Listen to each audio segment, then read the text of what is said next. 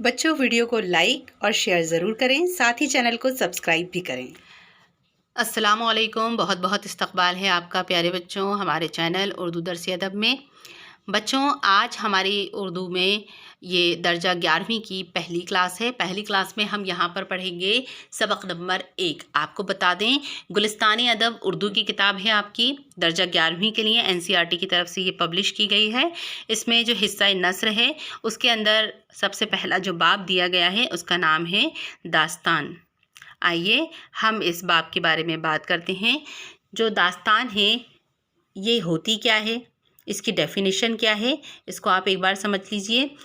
दास्तान आम तौर पर एक ऐसे तवील और मुसलसल क़िस्से को कहते हैं जिसमें वाक़यात को पुरकश अंदाज में इस तरह पेश किया गया हो कि पढ़ने वाले की दिलचस्पी और तजस्सुस बरकरार रहे और वो ये सोचता रहे कि अब क्या होगा। समझ में आया? यानी बहुत ही लंबे लंबे, तवील मतलब लेंदी और मुसलसल यानी कंटिन्यूसली। तो जो किस्से कंटिन्यूसली बयान किए जाते हैं, एक कहानी के बाद दूसरी कहानी, दूसरी कहानी के बाद तीसरी कहानी, लेकिन वो इस अंदाज में बयान होती हैं मानो ऐसा लगता है कि ये पूरी एक ही दास्तान चल रही हो। तो उसको इतने अच्छे अंदाज में पेश किया जाता है वाक़यात को कि सामने मंजर निगारी होती है, हमें एक एक व्यू समझ में आता है, सोचते हैं हम उसके बारे में।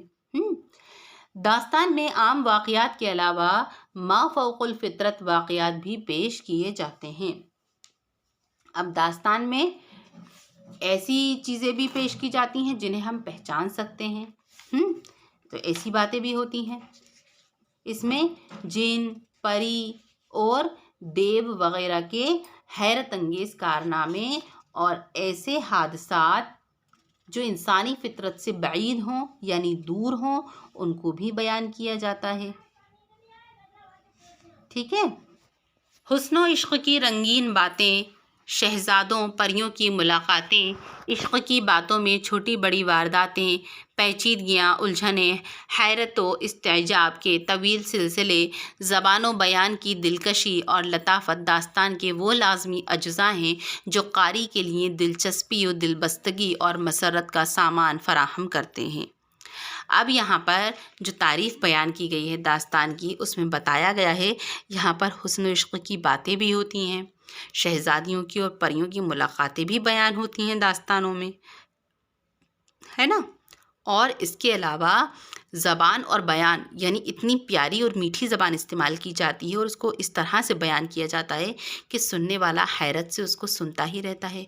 और इतनी लंबी लंबी मंजरकशी होती है कि हैरत होती है जानकर, और उलझनें होती हैं, समझ में नहीं आता इसमें आगे क्या हुआ होगा। तो ये सभी चीज़ें जो हैं दास्तान के लिए बहुत ही लाजिम है, जिससे उसकी तवालत बनी रहे। तो जो कारी के लिए दिलचस्पी और दिलबस्तगी यानी बहुत ही अच्छे अंदाज में उसका दिल उसमें ही लगा रहता है, उसका दिल बेचैन रहता है और वो खुश होता रहता है सुन सुनकर। कारी यानी पढ़ने वाला। आम तौर से दास्तानों के अंदर क़िस्सों के कई सिलसिले होते हैं या एक क़िस्से के अंदर दूसरे कई क़िस्से बयान किए जाते हैं। जैसे कि आपने वो देखा होगा अलिफ लैला, बचपन में सभी बच्चे देखते हैं। अलिफ लैला एक दास्तान ही है, उसके अंदर एक क़िस्से के अंदर कई क़िस्से हैं। इसके अलावा अलादीन का चिराग भी एक क़िस्से के तौर पर ही है। तो उसमें किस तरह से एक क़िस्से के अंदर दूसरा क़िस्सा शामिल हो जाता है ना। और हम यही सोचते रहते हैं अब आगे क्या होगा। वहाँ पर जिन भी होते हैं, परी भी होती हैं, कितनी अच्छी अच्छी चीज़ें उसमें दिखाई जाती हैं, बताई जाती हैं। तो वो सब कुछ किस तरह से फिल्माई गई हैं, दास्तानों के ज़रिए से ही तो फिल्माई गई हैं। तारीख़ी एतबार से दास्तानें अहद वस्ता की यादगार हैं। अब अगर तारीख़ की हैसियत देखें तो जो दास्तानें हैं वो एक बीच के ज़माने की यादगार हैं। आज जो ज़माना चल रहा है और इससे जो बहुत पुराना ज़माना था, उन दोनों के दरमियान का जो ज़माना है अहद वस्ता, उसकी यादगार हैं जब राजा महाराजाओं का दौर हुआ करता था। इंसानी फितरत का तकाजा है कि वो आफ़ियत का ऐसा गोशा तलाश करती है जहाँ उसको तस्कीन और मसरत का सामान मैसर हो और जो उसके ख्वाबों की ताबीर हो और उसे दुनिया के तफक्कुरात से निजात दिला सके, और ये ज़रूरत दास्तान पूरा करती है। اب یہاں پر کہا جا رہا ہے یہ انسان کی فطرت ہوتی ہے کہ وہ ایسی جگہ تلاش کرتا ہے جہاں اس کو سکون پہنچے، جہاں اس کو خوشی ملے، تو وہ ایسے خوابوں کی، اور جو اس کے خوابوں کی تعبیر ہو، یعنی جیسا وہ سوچتا ہے ویسا ہی اس کے ساتھ میں پیش آئے، اور وہ دنیا کی تمام فکروں سے دور ہو رہے۔ اور یہ ضرورت کون پورا کرتا ہے؟ داستان پوری کرتی ہے۔ داستان سن کر اس کو ایسا محسوس ہوتا ہے، داستان پڑھ کر ایسا محسوس ہوتا ہے کہ یہ میری ذاتی زندگی کا ہی تجربہ ہے۔ قدیم زمانے میں داستان گو شاہی درباروں سے وابستہ ہوا کرتے تھے۔ وہ داستانیں سنا کر بادشاہوں کا دل بہلاتے تھے۔ داستانیں سننے اور سنانے کا رواج عوام میں عام تھا۔ میں نے بتایا نا آپ کو، عہد وسطیٰ کا زمانہ تھا جب یہ داستان کا دور چلتا تھا، یعنی جب راجہ مہاراجاؤں کا ٹائم تھا، تو اس وقت پر راجہ مہاراجہ ان کو بلایا کرتے تھے۔ اکبر بادشاہ کا زمانہ تھا، اس سے پہلے جو مغل سامراجیہ رہا ہے، راجپوتوں کا دربار رہا ہے، اس زمانے میں داستان گو آیا کرتے تھے، اور وہ درباروں میں جا کر راجہ مہاراجاؤں کا دل بہلاتے تھے، کیونکہ اس وقت کوئی موویز نہیں آتی تھیں، کوئی فلمیں نہیں تھیں۔ اس وقت یہ داستان سنانے والے ہی تھے جو کہانیوں میں قصے بیان کرتے تھے، اور وہ ان قصوں سے اپنے دل کو بہلایا کرتے تھے۔ تو یہ جو رواج تھا یہ عام لوگوں میں، پوری عوام میں، پوری رعایا میں عام تھا، بہت ہی معمولی تھا۔ اردو زبان کی بہت سی داستانیں سنسکرت سے ماخوذ ہیں۔ اب اردو زبان میں جو بھی داستانیں لکھی گئی ہیں وہ سنسکرت زبان سے لی گئی ہیں۔ یہ داستانیں عرب و ایران پہنچیں، عربی و فارسی میں ان کے ترجمے بھی ہوئے، ہے نا۔ پھر ہندوستان واپس آ کر وہ اردو کے قالب میں نمودار ہوئیں، یعنی اردو زبان میں سامنے آئیں۔ بیتال پچیسی، کلیلہ و دمنہ، سنگھاسن بتیسی، طوطا کی کہانی اور گل بکاولی وغیرہ اسی قبیل کی داستانیں ہیں، یعنی اسی قبیلے کی۔ جب سنسکرت زبان سے اور ایران اور عرب سے جو داستانیں لی گئی تھیں وہ اسی زمانے کی پیداوار ہیں۔ کچھ داستانیں ایسی بھی ہیں جو عرب و ایران میں پیدا ہوئیں، ہندوستان آئیں اور یہاں ان کے ترجمے ہوئے، مثلاً سبرس، الف لیلا وغیرہ۔ ان کے علاوہ کچھ داستانیں ایسی بھی ہیں جو شاید ایران سے آئی ہوں، لیکن ہندوستان میں زبانی طور پر سنانے کے دوران بہت بدل گئیں۔ لیکن جب ان داستانوں کو زبان سے سنایا گیا ہندوستان میں آ کر تو ان میں کچھ بدلاؤ بھی آ گئے، اور انہوں نے یہاں کا ایک رنگ اختیار کر لیا۔ ان میں داستان امیر حمزہ اور خاص کر اس کی ایک طویل داستان طلسم ہوش ربا بہت مشہور و مقبول ہے۔ میر امن کی باغ و بہار بھی اسی سے ماخوذ تھی، یعنی اسی سے ہی لی گئی تھی، طلسم ہوش ربا سے، لیکن دراصل اردو کی داستان بن کر بے حد قبول ہوئی۔ اب میر امن کی جو یہ داستان ہے یہ بہت قبول ہوئی تھی، کب؟ اردو کی داستان بن کر جب یہ اردو میں آئی تھی۔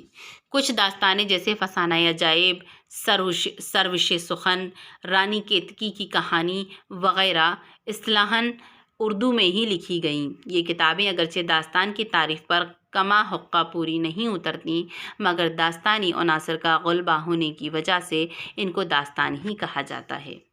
مطلب یہ جو کتابیں یہاں پر دی گئی ہیں، سروش سخن، رانی کیتکی کی کہانی، یہ لیکن داستان کی تعریف پر پوری طرح تو نہیں اترتی جس طرح سے داستان کی تعریف بیان کی گئی ہے، لیکن پھر بھی ان کو ایک داستان کا عنصر ہونے کی وجہ سے ان کو داستان ہی کہا جاتا ہے، یعنی کچھ حصہ داستان کی طرح اس میں شامل کیا گیا ہے۔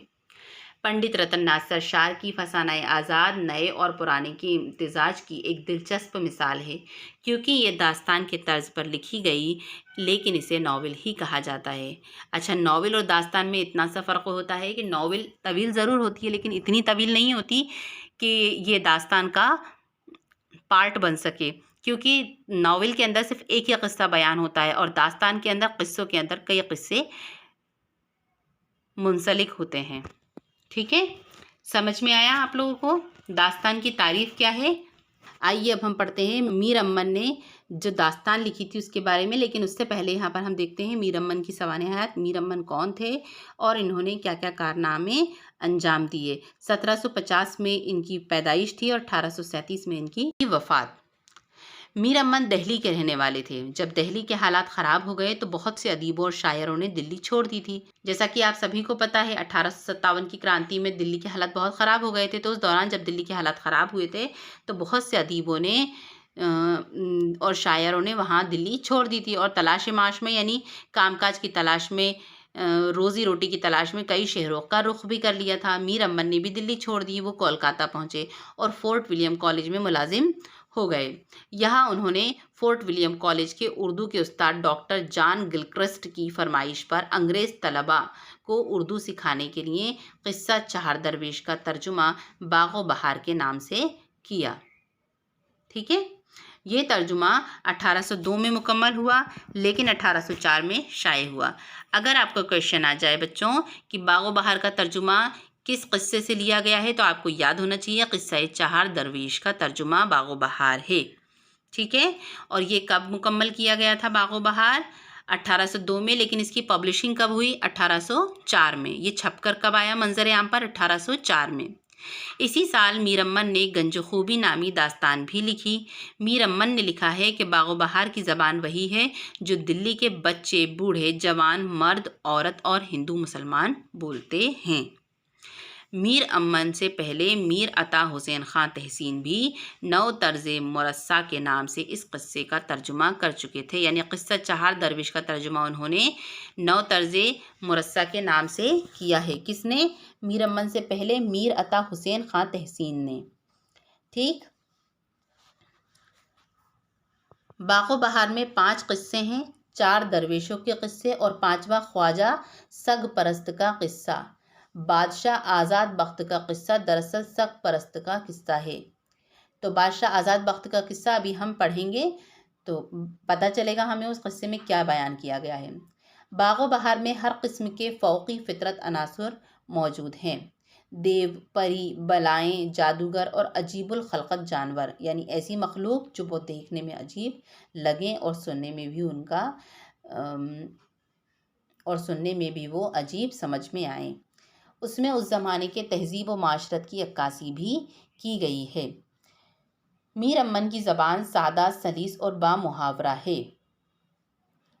फ़ारसी और अरबी अल्फाज के साथ साथ हिंदी अल्फाज भी नगीने की तरह जुड़े हुए हैं। काफ़िया बंदी और कहावतों के इस्तेमाल ने ज़बान को मज़ीद पुरलुत्फ़ बना दिया है। बाग़ो बहार में अखलाक़ी रंग भी है और हुस्न व इश्क़ की रंगीनियाँ भी। इसमें अच्छी दास्तान की सारी खूबियाँ पाई जाती हैं, लेकिन ये गालिबन किसी मजमे में दास्तान के तौर पर सुनाई नहीं गई। अब इस के बारे में लिखा गया है कि जो बाग़ो बहार का जो तर्जुमा उन्होंने किया है, तो बाग़ो बहार में अखलाक़ी रंग भी है, हुस्न व इश्क़ की रंगीनियाँ भी हैं। इसमें हुस्न व इश्क़ की बातें भी बयान की गई हैं। अल्फाज नगीने की तरह जुड़े हुए हैं इसमें जो मीर अमन ने तर्जुमा किया है अरबी अल्फाज के साथ साथ इसमें हिंदी अल्फाज भी हैं, है ना। तो इसमें दास्तान की सारी खूबियाँ पाई जाती हैं, लेकिन फिर भी इसे किसी मजलिस में या किसी मजमे में दास्तान के तौर पर नहीं सुनाया गया। ठीक है बच्चों, समझ में आई मीर अमन की सवार हयात तर्जुमा। आइए हम देखते हैं मीर अमन का लिखा हुआ क़िस्सा चार दरवेश का ये तर्जुमा, जिसको बाग़ो बहार के नाम से जाता है। बाग़ो बहार में ये क़िस्सा है जिसका नाम है सरगुज़श्त। सरगुज़श्त मतलब गुज़रा हुआ वाक़या आज़ाद बख्त बादशाह की।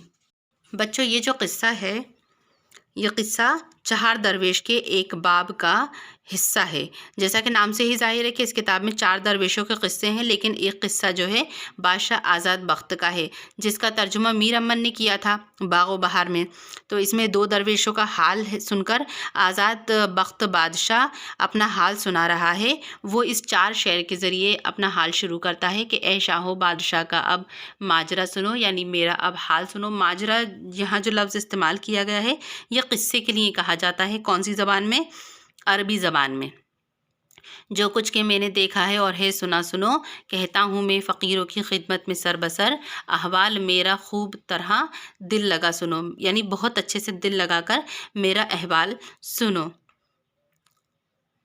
तो उसने 2 शेरों से शुरू किया अपना सरगुज़श्त, अपना गुज़रा हुआ हाल, कि अपने वालिद के इंतकाल के बाद वो आलम जवानी में मुल्क रूम के तख्त पर बैठा था। ये कहा गया है ना, मेरे क़िबला गाह ने जब वफ़ात पाई और मैं इस तख्त पर बैठा, आइन आलम शबाब का था और सारा ये मुल्क रूम का मेरे हुक्म में था।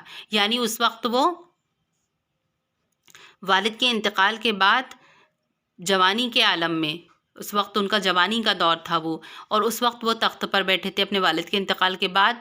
कौन सा मुल्क था? मुल्क रूम, और वो पूरा मुल्क उनके इख्तियार में था। इत्तिफाकन एक साल कोई सौदागर बदख्शां के मुल्क से आया। कौन से मुल्क से? बदख्शां के। اور اسباب تجارت کا بہت سا لایا، یعنی تجارت کا بہت سارا سامان لایا۔ اسباب مطلب سامان، اسباب کا مطلب سامان۔ خبرداروں نے میرے حضور میں خبر کی کہ ایسا بڑا تاجر آج تک شہر میں نہیں آیا، میں نے اس کو طلب فرمایا۔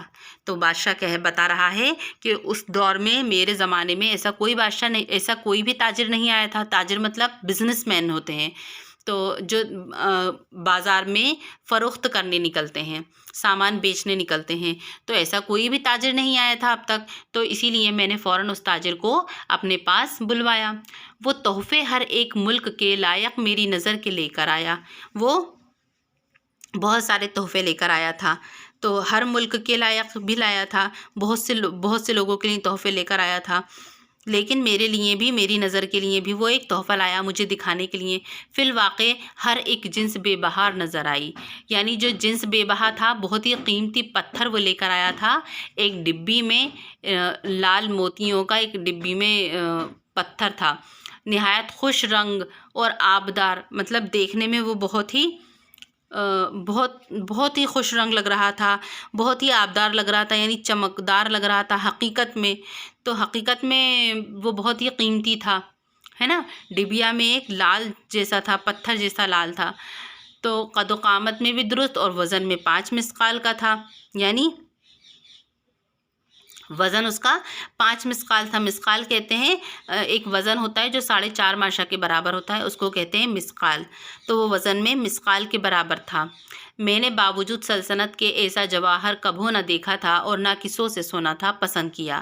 سوداگر کو بہت سا انعام اکرام دیا اور سند راہداری کی لکھ دی کہ اس سے ہماری تمام قلمرو میں کوئی مزاحم محصول کا نہ ہو، جہاں جاوے اس کو آرام سے رکھے۔ مطلب کیا کہ انہوں نے نہ تو ایسا کبھی کوئی جواہر دیکھا تھا کہیں پر بھی، اور نہ ہی کسی سے سنا تھا، تو انہوں نے اس کو بہت پسند کیا بادشاہ نے، اور اس سوداگر کو، جو تاجر آیا تھا، اس کو بہت سارا انعام بھی دیا، اور سب جگہ یہ خبر بھی کر دی کہ یہ کہیں پر بھی جائے تو کوئی اس کو پریشان نہ کرے، کوئی بھی اس سے کچھ بھی محصول نہ کرے۔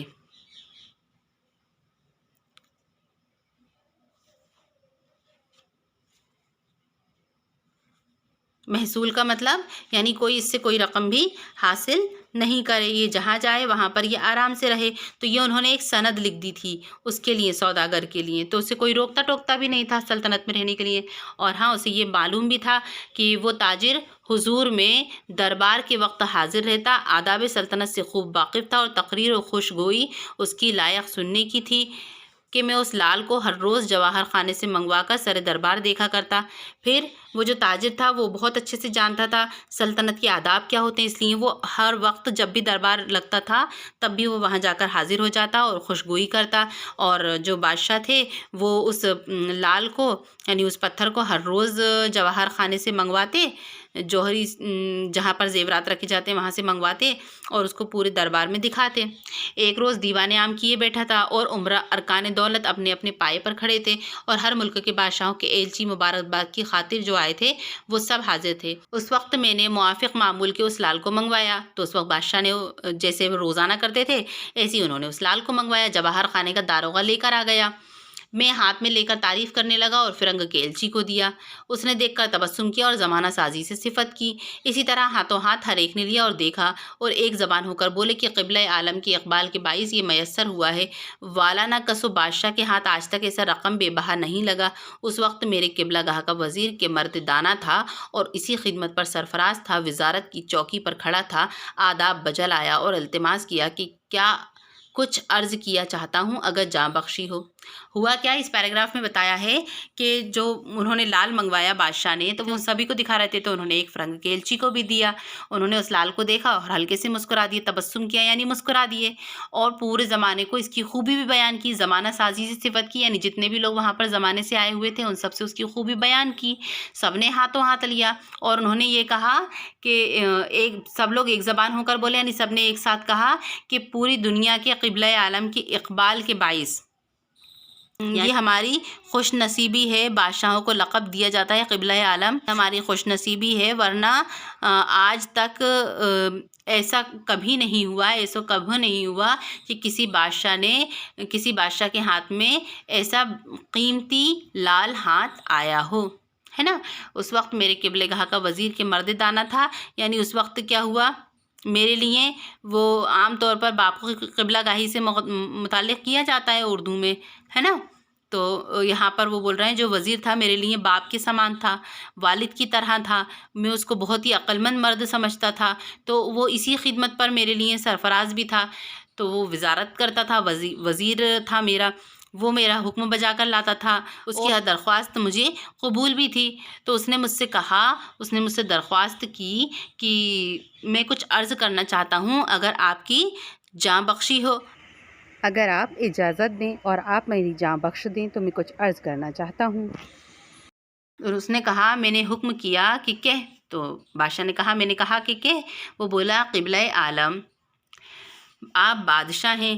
قبلہ عالم سے مطلب بادشاہوں کا جو لقب دیا جاتا ہے، وہ کہتا ہے کہ آپ بادشاہ ہیں اور بادشاہوں سے بہت بعید ہے، یعنی بعید ہے کا مطلب بادشاہوں سے میں بہت دور ہوں، کہ ایک پتھر کی اتنی تعریف یہ بادشاہوں کو شوبھا نہیں دیتا، یعنی بادشاہوں پر اچھا نہیں لگتا کہ ایک پتھر کی اتنی تعریف کریں، اگرچہ رنگ ڈھنگ سنگ میں لاسانی ہے، لاسانی یعنی اس کے جیسا کوئی دوسرا نہیں ہے، یہ بے مثال ہے، لیکن سنگ ہی تو ہے، پتھر ہی تو ہے، اور اس دم سب ملکوں کے ایلچی دربار میں حاضر ہیں، اور اس وقت سارے ملکوں کے ایلچی یہاں پر آئے ہوئے، ایلچی سے مطلب سفیر، جب اپنے اپنے شہر میں جاویں گے البتہ یہ نقل کریں گے کہ عجب بادشاہ ہے، کہ ایک لال کہیں سے پایا ہے، اسے ایسا تحفہ بنایا ہے کہ ہر روز بروز منگواتا ہے، اور آپ اس کی تعریف کر کے سب کو دکھاتا ہے۔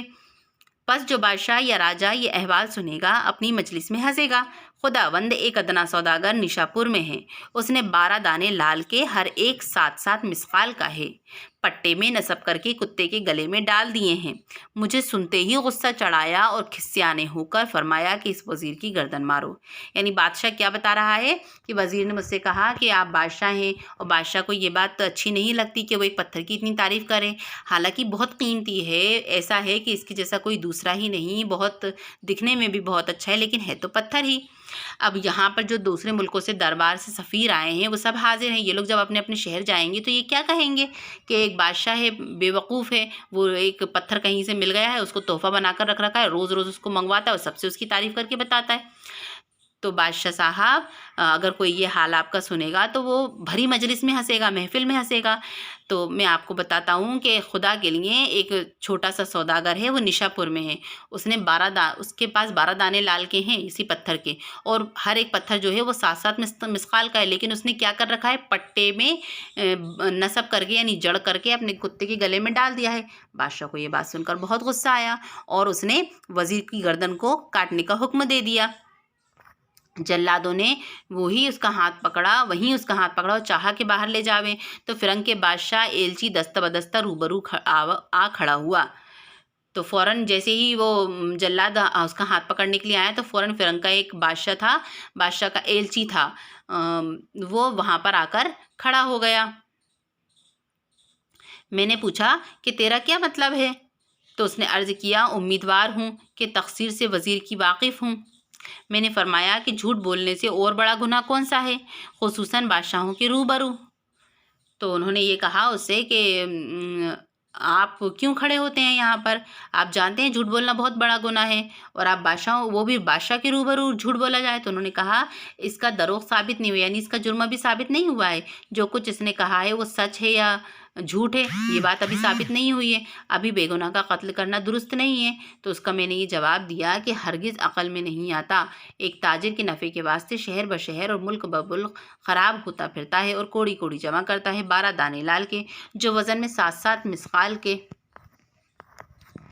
کتے کے پٹے میں لگا دے۔ اس نے کہا خدا کی قدرت سے تعجب نہیں، شاید کہ بشاید ایسے تحفے اکثر سوداگروں اور فقیروں کے ہاتھ آتے ہیں، اس واسطے کہ یہ دونوں ہر ایک ملک میں جاتے ہیں اور جہاں سے جو کچھ پاتے ہیں لے آتے ہیں۔ صلاح دولت یہ ہے کہ اگر وزیر ایسا ہی تقصیر وار ہے تو حکم قید کا ہو، اس لیے کہ وزیر بادشاہوں کی عقل ہوتے ہیں، اور یہ حرکت سلاطینوں سے بدنما ہے کہ ایسی بات پر کہ جھوٹ سچ کا اس کا ابھی ثابت نہیں ہوا حکم قتل کا فرما دیں اور اس کی تمام عمر کی خدمت اور نمک حلالی بھول جائیں۔ بادشاہ سلامت۔ اگلے شہریاروں نے بندی خانی اسی سبب ایجاد کیا ہے کہ بادشاہ یا سردار اگر کسوں پر غضب ہوں تو اسے قید کریں، کئی دن میں غصہ جاتا رہے گا اور بے تقصیری اس کی ظاہر ہوگی، بادشاہ خون ناحق سے محفوظ رہیں گے، کل کو روز قیامت میں ماخوذ نہ ہوئیں گے۔ اب यहाँ पर क्या कह रहे हैं, इन पूरी लाइंस में ये कहा है, वो जो सफ़ीर वहाँ पर हाजिर हुआ था उसने कहा था कि अभी इसका गुनाह साबित नहीं हुआ। तो उन्होंने ये भी कहा कि अभी बेगुनाह का कत्ल करना दुरुस्त नहीं है ना, क्योंकि वज़ीर जो होता है वो बादशाह की अक़ल होता है। उन्होंने ये भी कहा कि हो सकता है जो बात इसने कही वो सच हो, और जो ये 12 दाने जो लाल के हैं, जो वज़न में 7-7 मिस्काल के हैं, लोग कोड़ी-कोड़ी करके जमा करते हैं, क्योंकि दोनों का एक ही पेशा है। सौदागर भी मुल्क मुल्क जाते हैं और फ़कीर भी मुल्क मुल्क जाते हैं, और इन दोनों को ही ऐसी चीज़ें बेशबहा कीमती चीज़ें मिलती हैं। तो अगर इसका ये जुर्म साबित हो तो आप इसको सूली पर चढ़ा दें, और अगर जुर्म साबित ना हो तो आप इसको क़ैद कर दें। इसलिए कि वज़ीर बादशाहों की अक़ल होते हैं, और ये हरकत जो सलातीन किसको कहा गया है, सुल्तानों को कहा गया है। तो सलातीनों को ये हरकत रास नहीं आती, ये बदनुमा है। ऐसी बात पर कि झूठ सच इसका भी साबित नहीं हुआ और हुक्म कत्ल का दे दें, ऐसी बात अच्छी नहीं है ना। तो इसीलिए ये बात कही गई है कि अगर बादशाह को कभी गुस्सा भी आए तो वो उसको गुनहगार को क़ैद खाने में डलवा दे, ताकि गुस्सा कुछ दिन में जाता रहे। तो इतने दिन की इसकी नमक हलाली आप भूल जाएंगे क्या? मैंने जितना उसके कायल करने को चाहा उसने ऐसी माकूल गुफ्तगू की, मुझे लाजवाब किया। मतलब उन्होंने इतना कह दिया था उस सफ़ीर ने कि बादशाह उस वक्त लाजवाब हो गया था। मैंने कहा कि खैर तेरा कहना पजीरा हुआ, यानी शायद तुम सही कह रहे हो, मैं खून से इसके दरगुजरा, लेकिन जिंदा में मुक़य्यद रहेगा। अगर 1 साल के अरसे में इसका सखन रास्त हुआ कि ऐसे लाल कुत्ते के गले में है तो उसकी निजात होगी, और नहीं तो बड़े अजाब से मारा जाएगा। फिर उन्होंने कहा कि ठीक है, जो आप कह रहे हैं वो भी ठीक है, अगर साबित हुआ तो ये अजाब से मारा जाएगा, और नहीं तो इसकी निजात होगी। तो आपने मुझे बहुत बड़े गुनाह से बचा दिया। अब यहाँ पर बच्चों इसकी मश्क़ी सवालात दिए गए हैं, मैं आपको नोट्स के ज़रिए सेंड कर दूँगी, आप उसको लिख लीजिएगा। यहाँ पर अल्फाज के मायने ज़रूर याद करिएगा, क्योंकि अल्फाज बहुत मुश्किल इस्तेमाल किए गए हैं इस दास्तान में। तब तक आपको इसके मायने याद नहीं होंगे, आप इस दास्तान की सलीस उर्दू नहीं कर सकते हैं, क्योंकि आपको एग्ज़ाम में इनके पैराग्राफ्स की सलीस उर्दू करने के लिए भी आएगी। ठीक है, यहाँ इसके सवालात हैं, ये मैं आपको सेंड कर दूँगी। तो आज की क्लास में इतना ही प्यारे बच्चों। नेक्स्ट क्लास में हम पढ़ेंगे सबक नंबर 2। अब मुझे इजाज़त दीजिए।